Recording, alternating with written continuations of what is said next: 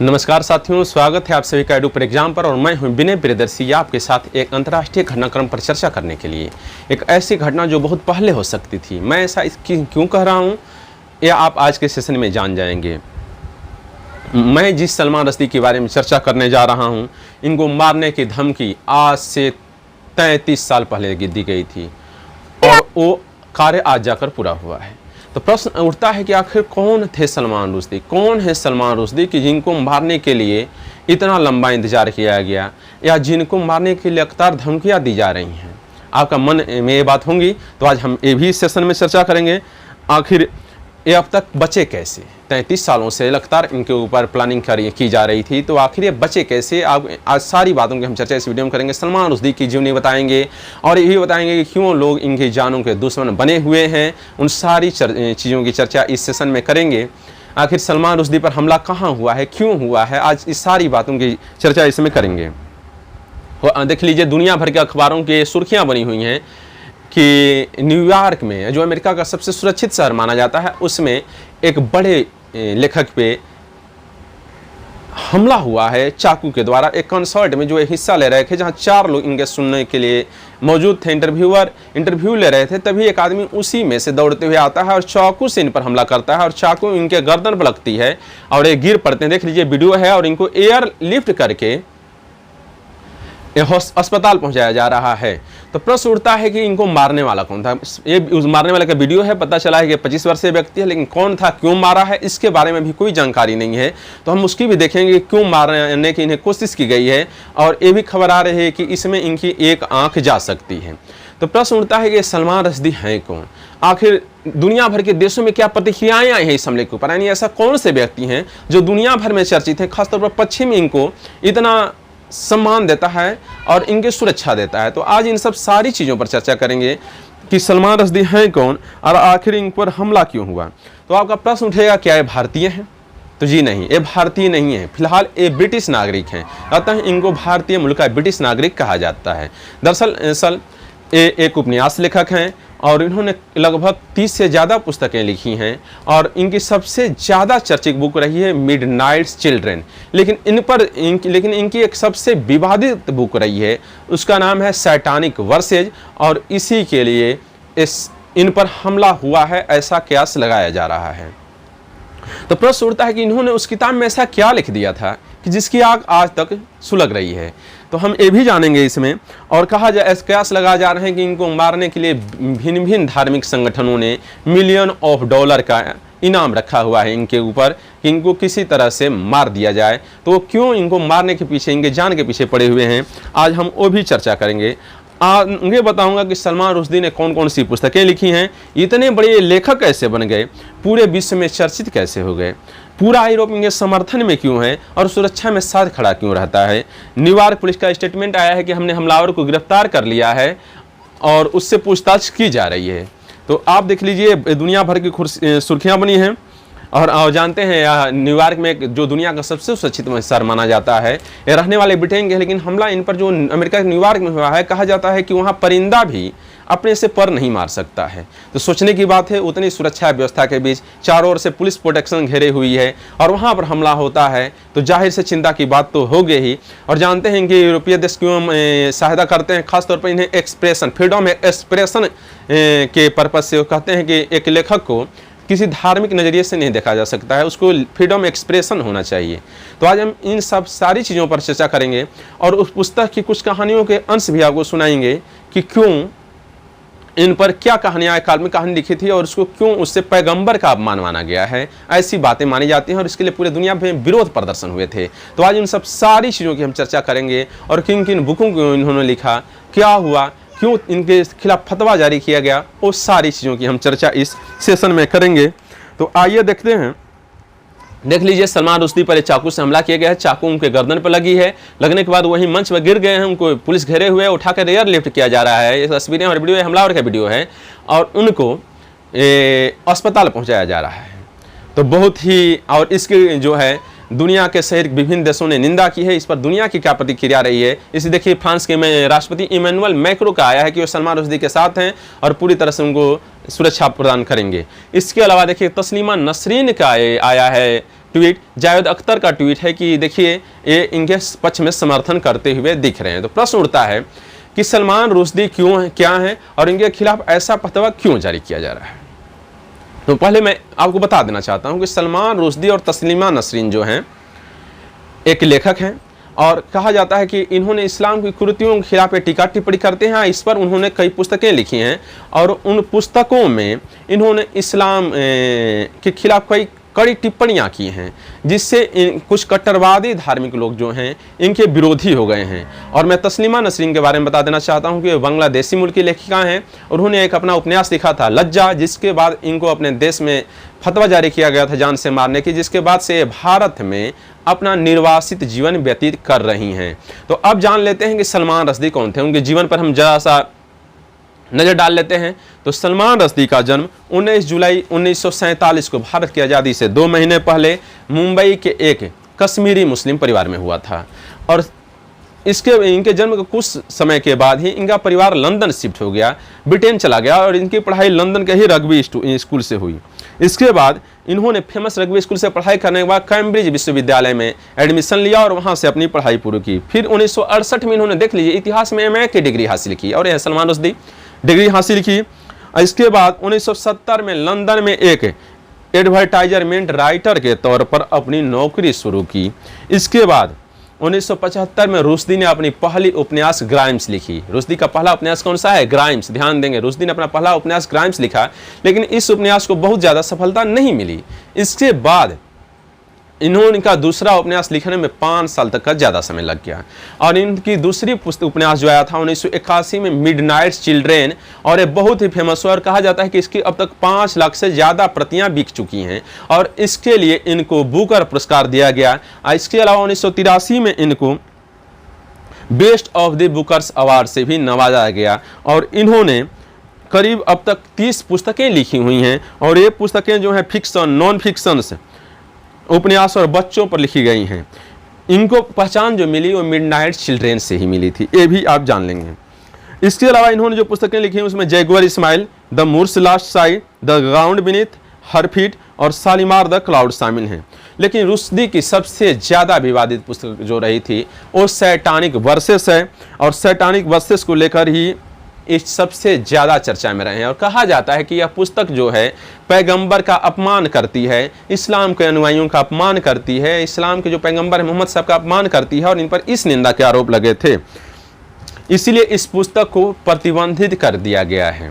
और जानिए कि इस पुस्तक को सबसे पहले भारत में प्रतिबंधित किया था राजीव गांधी की सरकार ने 1989 में, उस समय भारत के प्रधानमंत्री हुआ करते थे और इसके बाद इसको दुनिया पाकिस्तान से दुनिया के अन्य देशों में भी प्रतिबंधित कर दिया गया है, यानी आप इसको खरीद या बेच नहीं सकते हैं। दक्षिण अफ्रीका में भी इसको प्रतिबंधित कर दिया गया है, कई देशों में पुस्तक प्रतिबंधित है, इसको आप खरीद या बेच नहीं सकते हैं। मुझे कुछ अखबारों की कटिंग मिली है और BBC का भी कुछ न्यूज़ है, इससे मुझे पता चला है इस पुस्तक के बारे में, कुछ कहानियों के बारे में। और नेट पर ही कुछ चीज़ें उपलब्ध हैं, लेकिन आप इसको खरीद और बेच नहीं सकते हैं, प्रतिबंधित है। और इसके खिलाफ, इस पुस्तक के खिलाफ देख लीजिए मुंबई में मुसलमानों ने बहुत ही ज़बरदस्त दरअसल ब्रिटेन में रहते थे, ब्रिटिश नागरिक हैं और इन्होंने ब्रिटेन में मुंबई में ब्रिटिश दूतावास के बाहर देखिए बहुत भारी प्रदर्शन किया था मुसलमानों ने और इन्होंने पुलिस की बैरिकेडिंग को तोड़ने का प्रयास किया था और जिसकी वजह से पुलिस के द्वारा गोलीबारी में 12 लोग मारे गए थे और 40 से ज़्यादा घायल हो गए थे। देख लीजिए पूरा विरोध प्रदर्शन हो रहा है और 12 लोग मारे गए थे और 40 से ज़्यादा घायल हो गए थे। इसके बाद प्रश्न उठता है कि आखिर इस पुस्तक में है क्या, सैटानिक वर्सेस है क्या।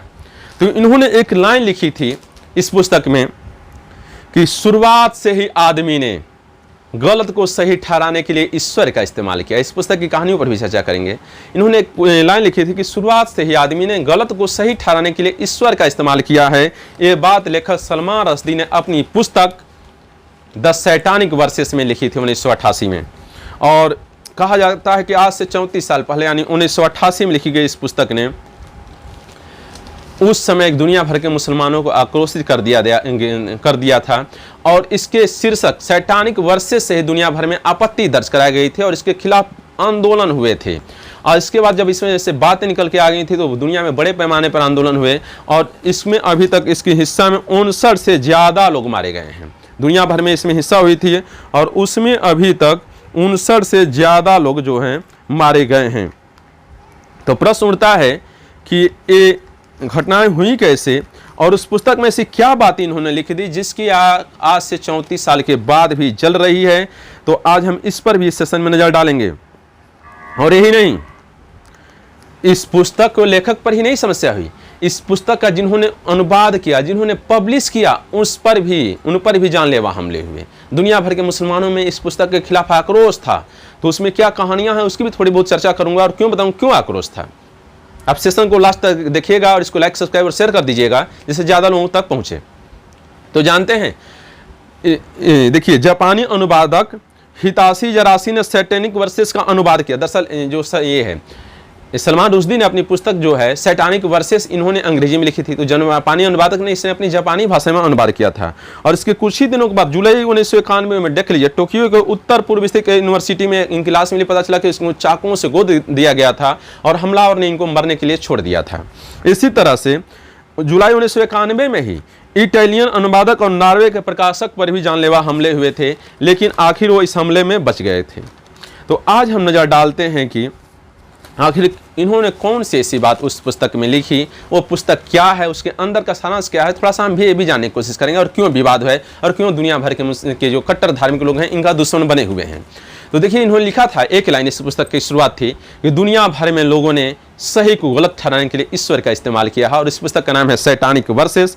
और कहा जाता है कि सैटानिक वर्सेस का अर्थ होता है शैतानी आयतें।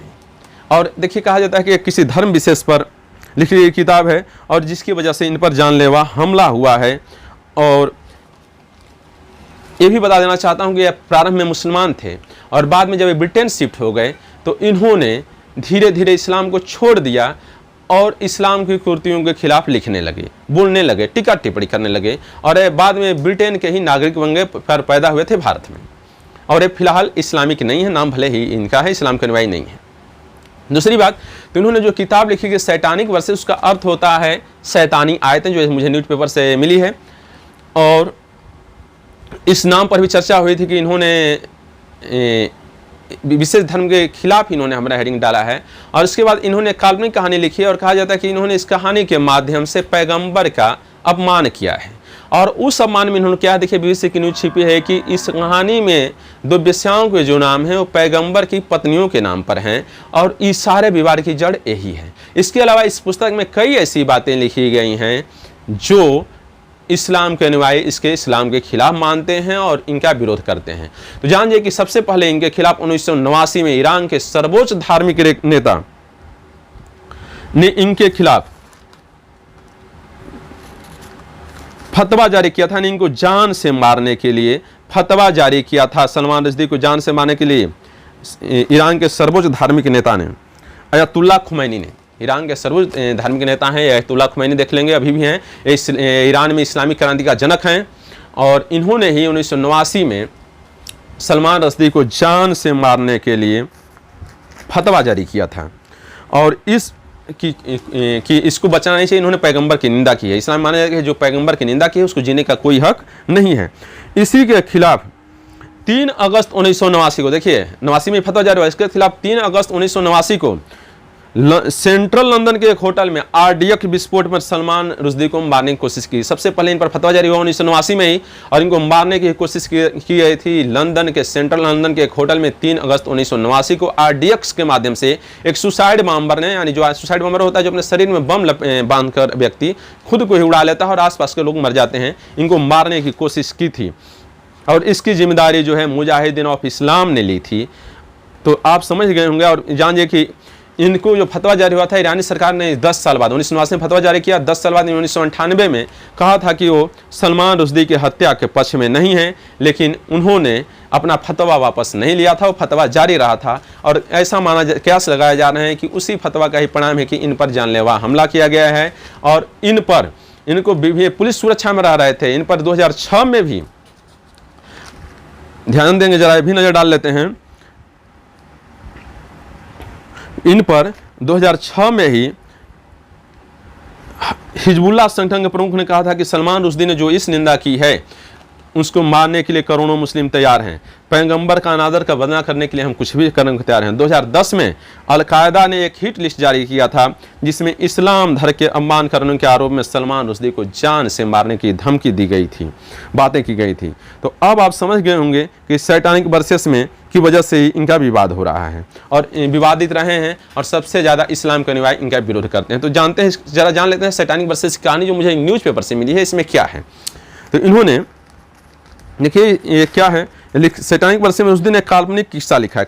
किस्सा कुछ इस तरह का है कि दो फिल्मकार हवाई जहाज़ के जरिए मुंबई से लंदन जा रहे हैं।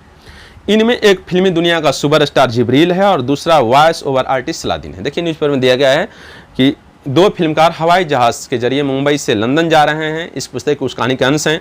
इनमें एक फिल्मी दुनिया का सुपरस्टार जिब्रील है और दूसरा वॉइस ओवर आर्टिस्ट सलादीन है। बीच रास्ते में इस प्लेन को कोई सिख आतंकी हाईजैक कर लेता है। इसमें कहानी में लिखा है इन्होंने कि बीच रास्ते में इस प्लेन को कोई सिख आतंकी हाईजैक कर लेता है। इसके बाद ये विमान अटलांटिक महासागर से गुजर रहा होता है, तभी पैसेंजर से आतंकियों की बहस होने लगती है। इन्होंने लिखा कि दो फिल्मकार हवाई जहाज़ के जरिए मुंबई से लंदन जा रहे थे। एक का नाम जो था वो फिल्म दुनिया का सुपरस्टार जिब्रील है और दूसरा वॉइस ओवर आर्टिस्ट सलादीन है। बीच रास्ते में इस प्लेन का सिख आतंकी अपहरण कर लेता है और इसके बाद ये विमान अटलांटिक महासागर से गुजर रहा होता है, तभी पैसेंजर से आतंकियों की बहस होने लगती है। गुस्से में आतंकवादी बम के अंदर विस्फोट कर देता है। इस घटना में जिब्रील और सलादीन दोनों समुद्र में गिरकर बच जाते हैं, यानी दोनों जो फिल्म में सुपरस्टार थे समुद्र में गिरकर बच जाते हैं। इसके बाद दोनों की जिंदगी बदल जाती है। फिर एक रोज एक धर्म विशेष के संस्थापक के जीवन से जुड़े कुछ किस्से पागलपन की ओर जा रहे जिब्रील के सपने में आता है। हाँ, कहा जाता है कि फिर एक रोज ऐसा होता है कि एक धर्म विशेष के संस्थापक के जीवन से जुड़े कुछ किस्से पागलपन की जो जिब्रील जो पागलपन की ओर जा रहा था उसके सपने में आता है। इसके बाद वह उस धर्म के इतिहास को एक बार फिर नई तरह से स्थापित करने की सोचता है। इसके आगे रुश्दी ने अपनी किताब में ऐसी बातें अपने कहानी के किरदार जिब्रील और सलाउद्दीन के किस्से को कुछ इस अंदाज में लिखा है कि इसे नीच निंदा माना गया है और इस्लाम के अनुयायी जो हैं, कट्टरवादी जो हैं, इसको जो है इस निंदा मानते हैं, पैगंबर का अपमान मानते हैं और बोलते हैं कि ऐसे लोगों को, सलमान रुश्दी को जीने का कोई हक नहीं है और इस वजह से इन पर हमला किया गया है। इनका निजी जीवन भी विवादित रहा है, देख सकते हैं इन्होंने 4 शादियाँ की हैं और ये फिलहाल अमेरिका में रह रहे थे और चारों ओर से पुलिस प्रोटेक्शन मिली हुई है इनको 2006 से ही, और सुखी जीवन व्यतीत कर रहे थे और वहाँ पर इन पर हमला हुआ है। तो आप समझ गए होंगे कि सलमान रुश्दी पर क्यों हमला किया गया, ये कौन थे और कहाँ के रहने वाले थे। यदि आपको सेशन पसंद आ गया है तो आप इसको लाइक और शेयर कर दीजिए तथा यदि चैनल पर नए हैं तो इसको सब्सक्राइब कर दीजिए। तो मिलते हैं दूसरे दिन। Good night.